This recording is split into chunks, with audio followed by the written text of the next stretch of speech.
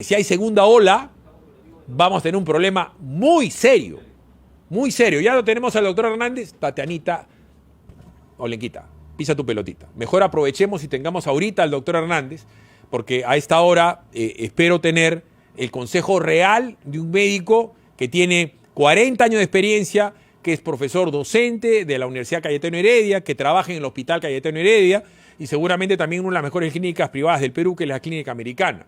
Por eso yo le toco la puerta al doctor Antonio Hernández para que nos diga cuál es la situación COVID en Lima y en el Perú a esta hora del día. Doctor Hernández, ¿cómo está? Bienvenido a PBO. Felipe, buenos días. Encantado de ayudar.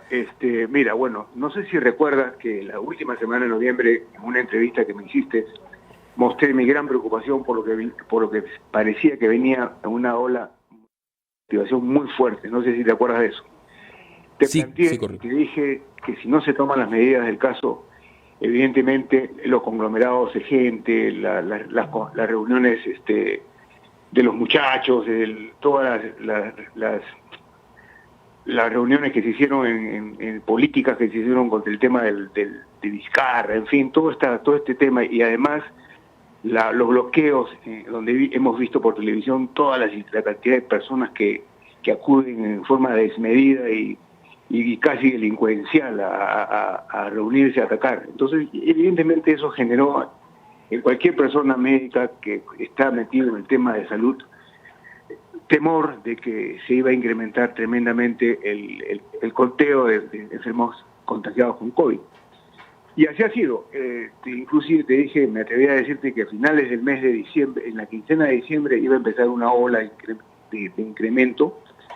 Y empezamos a probar y empezamos a darnos cuenta en las clínicas donde uno tiene los reportes. Yo no hago medicina presencial, hago telemedicina, pero igual me informan la cantidad de patología de pacientes que llegan a las clínicas. Y a partir del 15 de diciembre empezó a haber un incremento notable de casos de internamiento en las clínicas y de manejo en cuidados intensivos. Cosa que también fue advertida, creo que por otros colegas, diciéndonos que ya estábamos en una situación de inicio de un incremento grande de casos de COVID.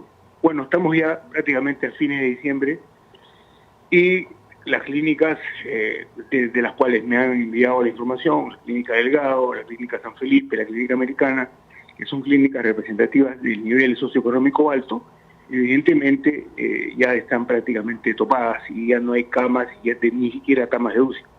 Entonces, las diferentes llamadas de pacientes que nos hacen pidiendo ayuda para ver dónde podemos ubicarlos, nos ha hecho pensar hemos tenido que abrir el abanico de posibilidades para otras clínicas que están en Lima, con mucha dificultad de internamiento a los pacientes en las clínicas que están en Lima, en todo el cono norte y el cono sur de Lima. Estamos hablando de clínicas privadas. Ahora bien, en cuanto a los hospitales, ya desde el mes de... Perdón, doctor, una interrupción. Entiendo que las clínicas privadas tienen como rearmar más camas UCI, si es que, y la pregunta es al detalle, la cama UCI para el COVID tiene que tener respirador sí o sí. ¿Hay cómo sacar más respiradores del almacén, por decirlo así, y rearmar camas UCI en las clínicas privadas, o ya no tienen respiradores? En la ola anterior de incremento que fue en mayo, junio, recordarás, de que todo se topó, todo se llenó y no había forma de conseguir más camas. Acuérdate de eso, estamos hablando de clínicas privadas. Actualmente estamos ya totalmente llenos, y no quiero utilizar la palabra colapsado porque suena feo, pero probablemente, por más que se haga el esfuerzo que se haga, ya tienen todas las clínicas han ubicado sitios y ambientes especiales para el manejo de pacientes con COVID y manejo de cama UCI, que como tú bien dices, tiene que tener un ventilador, un monitor y un equipo de personal excelente para poder manejar el tema. Gracias a Dios hay algo positivo, que ya hemos aprendido mucho el manejo del paciente agudo, hemos aprendido muchísimo a manejar el paciente grave, pero sin embargo definitivamente va a haber una mortalidad elevada por la cantidad de pacientes y se van a colapsar los servicios, como pasó la vez pasada en el tiempo que te planteaba, ¿no? Ya, a ver, eso es en el mundo privado. Y en el mundo público, hospitales del MINSA, hospitales de salud, ¿cómo está la cosa? Sí, de salud no conozco absolutamente nada, pero sí conozco algo del MINSA porque los hospitales Hipólito Unanue, Cayetano Heredia ya han reportado dificultades en el ingreso de pacientes y podemos atender pacientes que vienen con COVID, pero en el momento que se ponen graves, las camas UCI ya están ocupadas y tenemos que empezar a hacer derivar los pacientes a otros centros, a otros nosocomios. Aprovecho de decirte que ojalá que el MINSA pueda publicar día a día qué hospitales cuentan con cama UCI libre para que el paciente que empieza a sentir gravedad de frente pueda ser derivado a las clínicas donde todavía hay cama UCI desocupada, porque el problema es la larga letanía. El paciente llega a un hospital, no hay cama UCI, pierde tiempo, no hay oxígeno, o si se le pone oxígeno es por breve momento y se le tiene que derivar en un estado de gravedad intensa, se tiene que derivar a una cama, a un hospital que tenga cama UCI. Ese trabajo podríamos ayudarlo a los pacientes con una publicación que todos los hospitales y clínicas incluidas puedan saber a dónde pueden derivar un paciente que está en graves condiciones de salud y con peligro de muerte, ¿no? Ahora bien, en el caso de que no tengas la posibilidad de tener una cama UCI, ¿cómo estamos de oxígeno, de suministro del oxígeno? Porque cuando la situación se disparó en los meses de septiembre, octubre, inclusive agosto, comenzaron a costar los balones de oxígeno una locura. Hay gente que pagó hasta 6.000 soles por un balón de oxígeno, que normalmente no te cuesta pues, ni 300 soles. Es decir, se hizo un negocio increíble y había gente que especulaba y acaparaba, en fin. ¿Qué pasa si tienes COVID y no tienes cómo atenderte en una clínica ni privada ni en un lugar público, sea MINS y tal? ¿Cuál sería el tratamiento en domicilio? El tratamiento de domicilio es evidentemente apoyo oxigenatorio, ¿no? Con máscara de reservorio. Y hoy en día, gracias a Dios, ya las personas son mucho más conscientes de que si están en un estado de gravedad necesitan oxígeno y la facilidad de conseguir oxígeno ya no es tan dramáticamente mala como era antes. Yo creo que ya ahora están los centros hospitalarios y las clínicas están proveídas de la cantidad de oxígeno que requieren en base a la experiencia anterior. Y ahora es mucho más fácil conseguir oxígeno para un paciente que está en domicilio. Te voy a hacer recordar una cosa que es muy importante. Esta enfermedad tiene fases, de inicio, de evolución moderada a una evolución grave. Si tú le das tratamiento adecuado al inicio, el paciente generalmente se mantiene bien. Si el paciente no toma conciencia o la enfermedad se pone muy agresiva y se le pasa la fase inicial y rápidamente entra en un estado de gravedad, lo más importante es oxigenoterapia, que viene a ser un tratamiento medicinal asociado a antiinflamatorios potentes, a anticoagulantes que se tienen que utilizar, ¿no?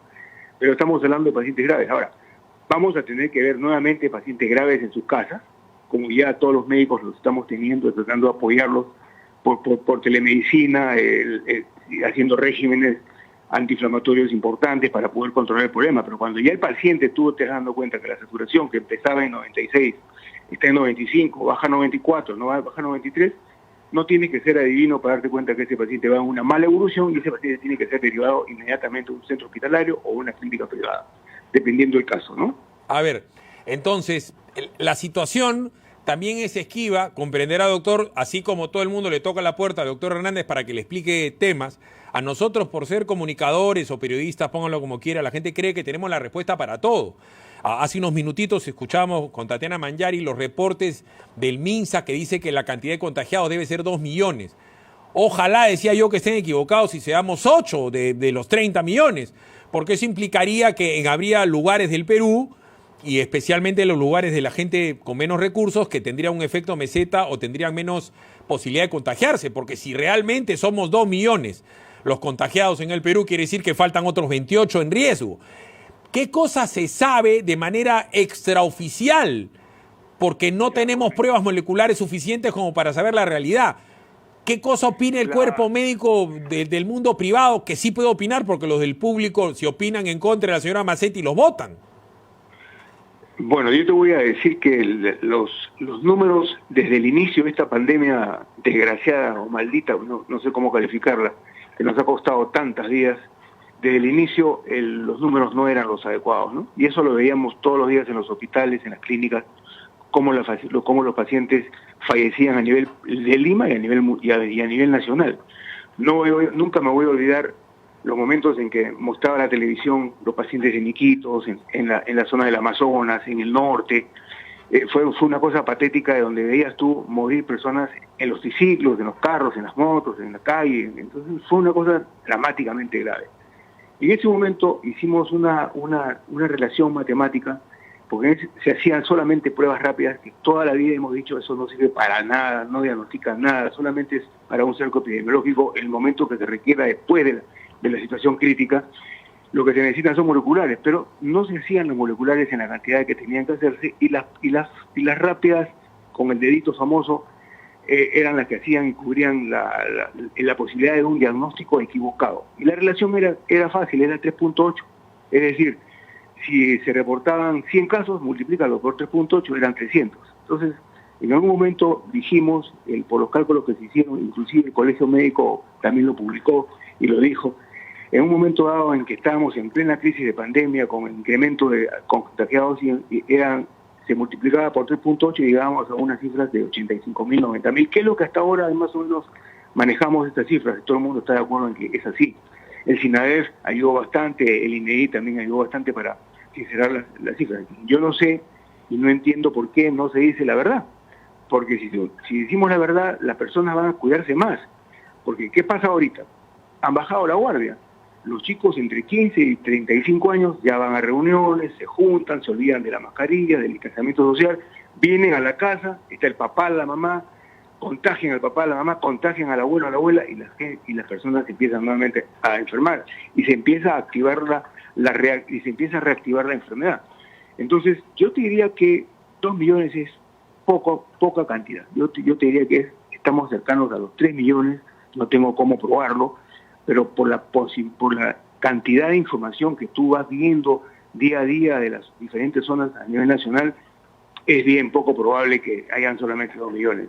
Y en cuanto a la mortalidad, ya debemos de estar acercándonos a 95.000 y probablemente en quincena de enero va a haber mucho más cantidad de fallecidos, desgraciadamente, ¿no? Ya. Yo creo que podríamos estar hablando de unos 50 a 100 fallecidos por día, ¿no? A ver, en su momento se habló de meseta. A ver, voy a aplicar acá el sentido común. Los mayores niveles de hacinamiento y de falta de condiciones de higiene se dan en los sectores socioeconómicos más pobres, que viven en las periferias de Lima, en donde no hay agua. En Lima hay 850.000 personas que no tienen agua y que tienen que estar comprando el agua de bidón y el agua de cilindro, vamos a decir. Y además viven en un solo espacio 6, 7 personas y se suben al metropolitano y se suben al tren eléctrico y van en la combi. Entonces, por puro sentido común, esa gente ya tiene que haber infectado y muchos han sido asintomáticos. Palabrita de la cual nos estamos olvidando ahora, es decir, el que no tiene ningún síntoma, pero sí puede contagiar. Si eso fuera cierto, también lo digo por descarte, en esta segunda ola, los distritos donde va a haber mayor exposición serían los distritos clase medieros. Maranga, Magdalena, Miraflores, de repente, no sé, San Borja. ¿Es eso dable? ¿Estoy siendo lógico o no?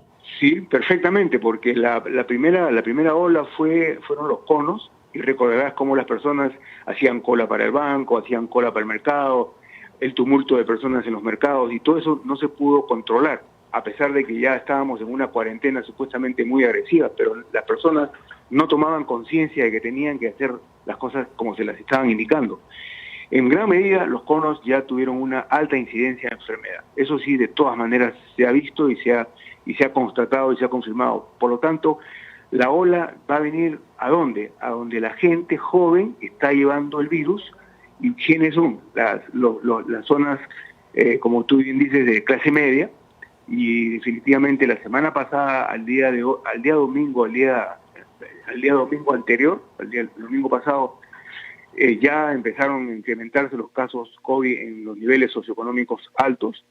Hemos tenido varias consultas telemédicas al respecto y ahora esta semana ya empezó también la situación a aumentar. Ya estamos teniendo llamadas de personas jóvenes que felizmente han tomado conciencia que se tienen que hacer prueba molecular y van saliendo las pruebas moleculares positivas y están asintomáticos. Entonces, ¿qué hacemos? Vigilamos y damos la precaución para cuidar a la familia, para cuidar al papá, a la mamá, a los abuelos, ¿no? A ver. Eso está ocurriendo ya. O sea, a ver. La chance del incremento de infección en clase media ya está aumentando. A ver, una de las cosas que a mí me ha llamado la atención son unas declaraciones de la doctora Mazzetti bastante duras y hasta diría yo agresivas el fin de semana, indicando que los médicos que trabajan en el sector del Estado, que se vayan a trabajar al sector público, por las razones que ellos consideren, son algo así como traidores a la patria. Y yo me pongo en el pellejo del doctor X, Y o Z, que trabaja en el MINSA o en el Salud, part-time, y que por supuesto puede ir a trabajar a una clínica que le paga mejor y que tiene mejores condiciones, no solamente remunerativas, sino de trabajo, es decir, equipo de protección personal, oxígeno, cama UCI y tal. ¿Por qué tendría que ser un traidor a la patria si el médico a la hora y la hora no es un esclavo del Estado?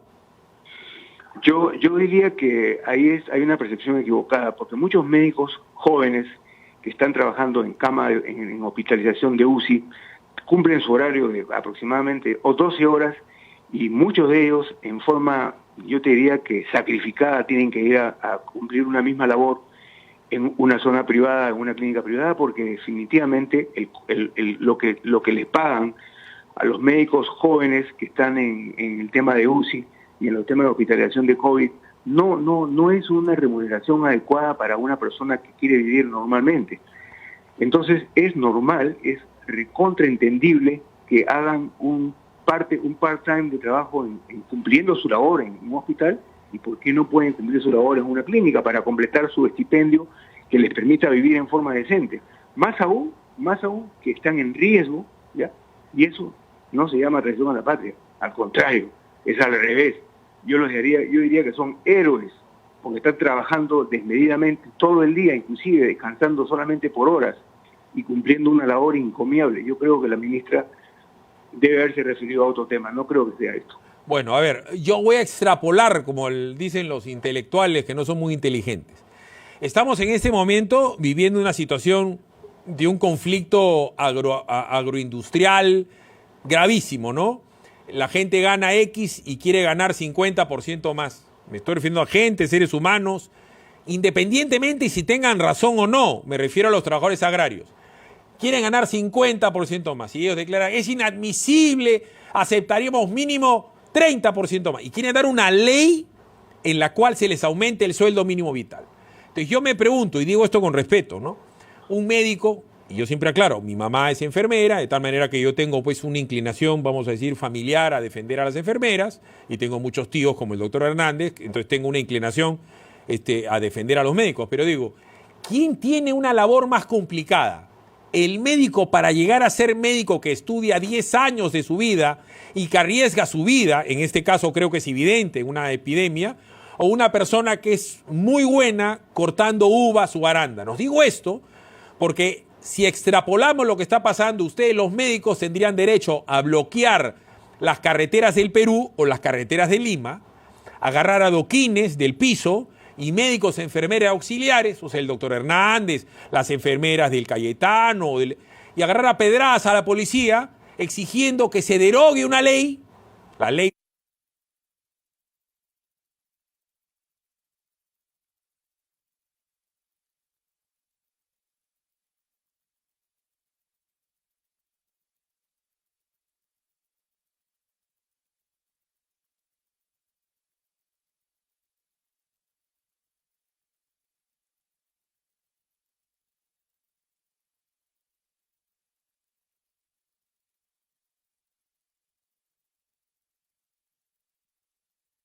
quejándose por ello.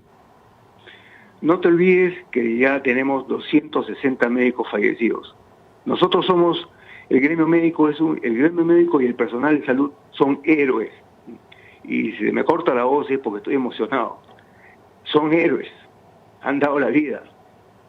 Y si viendo las autoridades eso, que no le dieron el momento adecuado a la protección que tenían que darla, que no se la están dando, y ya felizmente, gracias a Dios, hoy en día eso se ha paliado.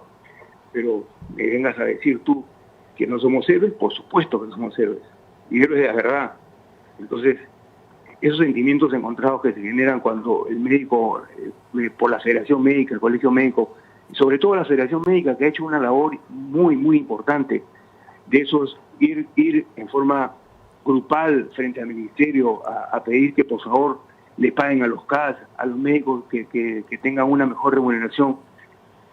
He sido testigo varias veces, no en forma presencial, porque no estoy saliendo, pero he visto por la televisión cómo los forcejean, cómo no lo dejan pasar, impiden que puedan manifestarse. ¿Qué se llama eso? No digo porque si a los policías la gente los aplaudía hace unos meses y ahora los tratan de asesinos, después de lo que ha declarado la señora Mazzetti, de que algunos de ustedes serían traidores a la patria porque se ponen a trabajar en un lugar privado en vez de uno público, el día de mañana pasa una desgracia que Dios quiera no pase, en el mes de enero pueden incrementarse los casos, los van a tratar de traidores y los van a apedrear en la calle ustedes, cuando a la hora de la hora se han muerto muchos por falta de equipo de protección personal y han muerto mucha gente por falta de oxígeno, cosa que no ha pasado en ningún lugar del mundo. Y ahora cambio el giro de la conversación al tema de la vacuna. Ya Europa vacuna, Chile vacuna, Argentina vacuna, Colombia vacuna, México vacuna y Estados Unidos vacuna. Y acá parece que no hay vacuna ni va a haber. Todos los estimados lógicos, según lo que dice la señora Mazzetti en el Mundo Dial, llegaría la vacuna en junio, mayo, en el mejor de los casos. ¿Cuál es su expectativa? Bueno, en primer lugar, decirte Felipe, discúlpame que me adelanto un poquito o me haya atrasado. Los verdaderos héroes en este país son los médicos, el servicio de salud pública y los servicios de salud y sobre todo la Policía Nacional.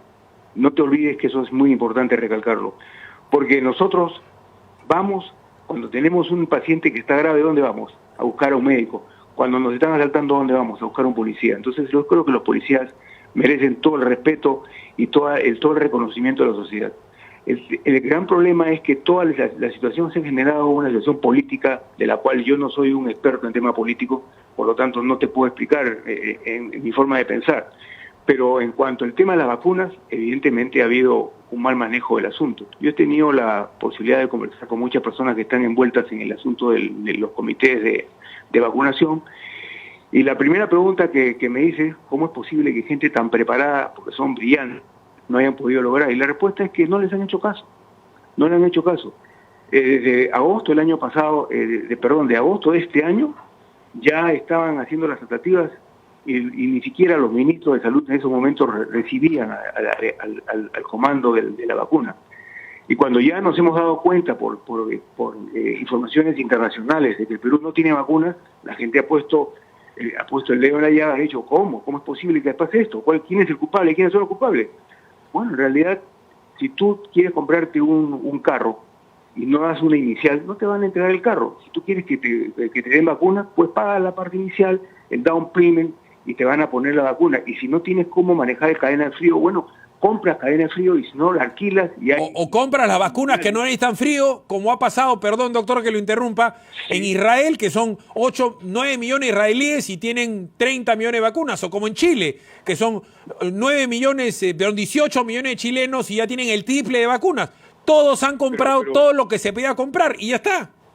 Pero, Philip, qué bueno que me hayas mencionado Chile. Chile también tiene problemas políticos severos. Tú has visto en la televisión chilena y la televisión del mundo cómo los piquetes de salvajes, de gente que va a hacer un vandalismo, pero brutal, bajo la posibilidad de pedir algo, que de repente lo que están pidiendo es lo correcto, pero la forma como lo han hecho en Chile ha sido dramáticamente mala. Bueno, acá en el Perú está ocurriendo lo mismo. Y Chile, en pleno proceso de conflicto, compró vacunas. ¿Y por qué no el Perú pudo comprar vacunas? Ahí está la respuesta. Eso se llama incapacidad, eso se llama no saber hacer las cosas bien, no sé qué nombre le vamos a poner, pero evidentemente el tema de las vacunas hoy en día, cuando habían dicho que finales del 2020 íbamos a tener vacunas, no están.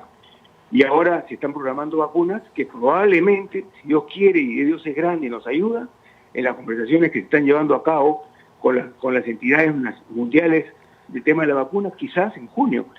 Pero The Economist ha dicho muy claramente, Perú vacuna 2022. Te lo ha dicho claramente. A ver, entonces, la especulación más racional y no emotiva es que las vacunas en el Perú van a llegar en junio, sexto mes. Si Dios quiere. Ahí está. Entonces, ese es el drama. La gente, doctor Hernández, y lo digo como comunicador, se ha confiado en que venían las vacunas, en que ya no hay segunda ola, en que ya no hay problema, y ha comenzado a salir a la calle. Reitero, no solamente por las protestas de Merino, sale a la calle porque además tiene que cachuelear, porque no todo el mundo es Hernández o Batres que tienen un trabajo con aire acondicionado, con luz, agua, desagüe. Hay muchísimo informal en el Perú que tiene que cachuelear todos los días y que tiene que salir a la calle y subirse en el metropolitano y subirse en el tren eléctrico o hacer lo que tenga que hacer en los mercados. Entonces la gente se ha contagiado por eso, porque confió en que había una solución y hasta el día de hoy nadie le ha explicado que no es lo mismo tratamiento que vacuna. La gente cree que es lo mismo por temas culturales. Entonces la gente se va a seguir infectando de tal manera que estamos también a la de Dios. ¿Qué se prevé para las próximas 3 semanas, el mes de enero, en todo caso? Calculamos que en quincena de enero vas a ver que se va a incrementar el contagio y se va a incrementar la mortalidad. Eso te lo puedo afirmar de una vez y puedo poner el sello de lo que te estoy diciendo. El asunto es pues que se ha manejado muy mal el tema de salud, muy mal. Y a veces uno piensa cómo es posible personas tan inteligentes, porque la ministra es una mujer preparada, ¿no? Pero yo siempre he dicho, el entorno de ella debe ser tan complicado que no la han dejado avanzar en lo que probablemente esta ministra ha querido hacer. Bueno, pero renuncia, doctor. O sea, el entorno de Hernández no lo puede volver una persona desalmada. El entorno de Zamora era malo, el entorno de la Molinera era malo, el entorno de Vizcarra es malo. Entonces, ¿para qué asumen responsabilidades si su entorno los va a hundir? El hecho es que en el Perú no tenemos ni vacunas ni pruebas moleculares. La señora tendría que renunciar. Mira, el tema de las pruebas moleculares viene desde el marzo de este año. Fuimos de los primeros que avisamos pruebas moleculares y pedimos, por favor, se tienen que hacer pruebas moleculares. Es la única forma de detectar los casos activos y poder evitar la cadena de contagio. No se hizo. Ayer leo una noticia que me pareció positiva, de que se están comprando ya pruebas moleculares y ya se están haciendo pruebas moleculares día por día. Si eso es así, bueno, en 2 semanas, máximo 3, vamos a tener un incremento importante de contagiados y vamos a poder hacer cálculos adecuados y nos vamos a dar cuenta de que una cosa es el tratamiento del paciente y otra cosa es la profilaxis de la enfermedad mediante una vacuna. Todo el mundo apostaba a que la vacuna llegaba, porque era la información que nos venían dando. Entonces, no tenemos por qué estar todo el tiempo pensando que nos están engañando, porque no cabe el engaño frente a una situación tan dramática como es la que tenemos. No puede haber engaño. Entonces, si lo ha habido, eso en alguna forma tiene que ser cuestionado y de repente tiene que ser hasta castigado, porque no hay manera de entender cómo te ofrecen algo, tú confías en eso y al final no llega. ¿Qué es eso? Bueno, eso se llama, doctor Hernández, yo sí lo puedo decir, es política.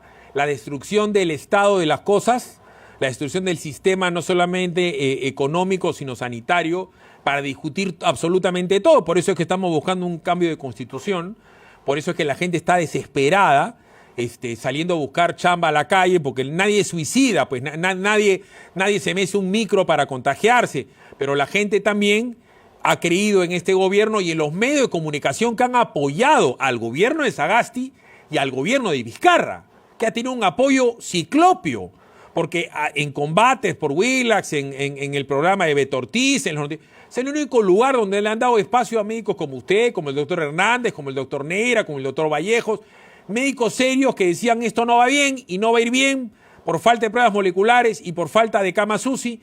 Todos los países del mundo tienen camas UCI disponibles, salvo el Perú. Todos tienen todo lo que los demás tienen, lo carecemos nosotros. E inclusive Alemania le ha dado camas UCI a Francia cuando Francia hace un mes le faltaban las camas UCI. Entonces, ¿qué vamos a hacer? ¿Esperar a que Dios nos bendiga nada más? No, que no te llame la atención que las zonas limítrofes... ¿Qué va a pasar ahora con el tema del turismo en el Perú? Dramático. Colombia se vacuna, Ecuador se vacuna, Chile se vacuna, Argentina se vacuna. Yo soy un japonés o soy un asiático, quiero ir, yo tengo ganas de viajar, me voy a ir a Sudamérica, ¿voy a ir al Perú? No. Ni loco. Pero además, lo que va a pasar es que los tacneños, los arequipeños se van a ir a Arica a vacunarse. Y los tumbesinos se van a ir a Ecuador a vacunarse y los que tengan plata para agarrar un avión a Colombia harán lo propio. A eso iba a rizar, de que las zonas limítrofes del Perú se van a vacunar probablemente en Santiago, en las zonas de Chile y en Ecuador. Y en buena hora, porque se trata de salvarnos la vida y todo es válido mientras sea en forma honorable y no haya un mercado negro, porque esa es la otra situación. que a mí me apena y me da temor. Si viene un mercado negro a Perú, eso va a ser dramático. ¿Tú cómo sabes que la vacuna que te van a poner es verdaderamente la vacuna que tienes que ponerte? Primer punto. Segundo punto, por ahí de repente pues van a venir los salvajes que siempre hacen negocio y de repente te quieren vender una vacuna contra COVID, que vamos a asumir que es una buena vacuna y te la ponen en 80 o en $100. La desesperación te va a hacer ir a vacunarte. Y eso eso no se puede permitir. Entonces yo creo que desde ahora tenemos que ya empezar a tener cuidado con el mercado negro, que estoy seguro que se va a establecer, estoy seguro. Y recordarte, Philip, que así como hay vacunas anuales para la influenza, bueno, el COVID ya vino a quedarse en el mundo y vamos a tener que vacunarnos anualmente contra el COVID, porque tú vas a ir viendo que las cepas van a ir incrementando letalidad o contagiosidad, como está ocurriendo ahorita en Europa, y es muy probable que las fábricas de vacunas estén modificando sus patrones inmunológicos, de defensa inmunológica, para poder dar una mejor protección. Y así como la vacuna H1N1 de hace 6 años fue hoy en día cuando tú te vas a vacunar contra influenza, encuentras que la vacuna es bastante diferente a la primera vacuna. Se han ido modificando. Bueno, exactamente va a pasar con COVID. Entonces, si no tenemos una política de vacunación permanente, bueno, de repente podemos paliar ahora, pero ¿y el próximo año? ¿Qué va a pasar el próximo año? Además, fíjese, doctor, la desesperación. Tengo un amigo mío, se llama Carlos Fernández Stoll, me dice, y la ivermectina. A ver, si la ivermectina fuera pues la gran vacuna mundial, no estarían preocupados pues por recibir la vacuna Pfizer pues en toda Europa. O sea, la ivermectina es un albur. Lo que pasa es que, claro, si te dicen que si no, que no te va a hacer nada, te la pones, pero si por Dios, si la ivermectina fuera la cura mundial, no estarían pues desesperados todos los países del mundo comprando vacunas, sino estarían comprando ivermectina y regalándola en todas las esquinas. O sea, sería bueno volver a aclarar eso, porque hay gente de buena fe que creen que este es un complot de las farmacéuticas y los gobiernos. No creo que sea eso por puro sentido común, pues. Salvo en el Perú, ningún país del mundo va a mandar morir a su pueblo. Comprarían ivermectina y la pondrían en las esquinas, porque es regalada, es baratísima. Lo mismo hicieron en Bolivia con el famoso clorito el clorito de cloro, el hipoclorito de cloro. ¿Qué pasó? Igualito hubo la mortalidad, le repartían el famoso fármaco milagroso y igualito hubo mortalidad increíble en Bolivia. La ivermectina tiene un efecto in vitro, o en el laboratorio, en la placa, donde tú colocas virus, los virus no se replican. O sea, definitivamente hay digamos, una forma de controlar la replicación viral. Si tú agarras un paciente en fase inicial, como lo que estamos haciendo ahora, doctor, me duele la garganta, no siento el sabor, gente joven, inmediatamente ivermectina, el paciente en 3 días, 5 días máximo está perfecto. Debo pensar que la ivermectina ha generado un efecto positivo de inhibición de la replicación viral. Pero si el paciente viene con falta respiratoria, con que se está ahogando, con una saturación de 90, de 89, ¿qué ivermectina le vas a dar? Ahí no va a ayudar en absolutamente... Claro, lo que pasa es que se habla... Lo que pasa, doctor, y me insiste mi buen amigo Carlos Fernández Stoll, que está en línea, y lo hace de buena fe, es que no es que sea profiláctica, es preventiva. No hay nada que te asegure que si tomas ivermectina no te va a dar coronavirus. Pero claro, si no hay nada, es mejor nada que algo. No, es que hay tanta cuestión con la ivermectina que el paciente cuando me llama y me dice, doctor, tengo síntomas, lo primero que le pregunto, ¿ya tomó ivermectina? Sí, yo vengo tomando ivermectina hace tiempo. Igual se enferma, ¿me entiendes? Claro. Eso de que es preventivo al 100%, yo tengo mis dudas. No puedo aseverar una cosa así. Correcto. Por lo tanto, yo a todo el mundo le digo ivermectina cuando estés en fase inicial, pero no de prevención, no tiene sentido. ¿Qué vas a prevenir si no tienes el virus metido en tu cuerpo? ¿Qué vas a prevenir? Ese es el problema, que la gente, repito, de buena fe dice es preventivo, toma ivermectina. Sí, solo si tienes algo en fase inicial, de tal manera que el mundo no puede estar equivocado, pues.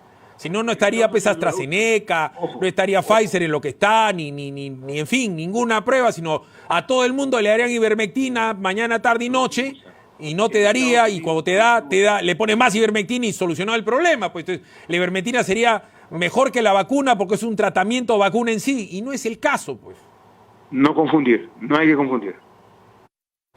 Doctor, ha sido muy amable como siempre. Un gusto, Felipe. Ok, gracias. Lo que pasa es que, claro, amigos míos me dicen de buena fe. Yo no dudo de la buena fe de Rafael Rey, que Rafael... Claro, es obvio, pues si en el Perú no tenemos nada, es mejor algo que nada. Pero nada lo garantiza, pues. Si no sería masivo el uso de ivermectina, pues imagínense, pues en Estados Unidos Donald Trump ha perdido una elección por esto. O sea, ¿ustedes creen pues, que Donald Trump es tonto, que no va a agarrar pues, 30 mil millones de dólares y de poner ivermectina pues, todos los días a los americanos? Y hubiera ganado la elección por goleada. Igual en Alemania o en Italia no habría pues, confinamientos. La ivermectina ni es cara. O sea, ¿ustedes qué cosas creen? Que quieren que el único país del mundo en donde se ha mandado a morir a la gente es en el Perú. Así de claro. Arranca tu día con el magazine más dinámico del Perú. Noticias, entrevistas, efemérides, política, espectáculos y todos los deportes, las eliminatorias al Mundial, la Liga 1 y la Champions. De lunes a sábado de 6 a 10 de la mañana por Willax Televisión y por TVO Radio 91.9 FM, la radio con fe. Los astros te serán propicios en TVO. Por Facebook, Twitter y YouTube. Suscríbete y activa las notificaciones. ¿Qué es facilote? Pues, No, eso no. Entonces... No, tampoco. ¡Ya sé! ¡Exacto! Comprar un lote en Centenario es facilote. Sin inicial y 12 meses sin intereses. ¡Comprar tu lote! ¡Facilote! Ingresa a terreno.p. Centenario. Más de 90 años haciendo propietarios más fácil.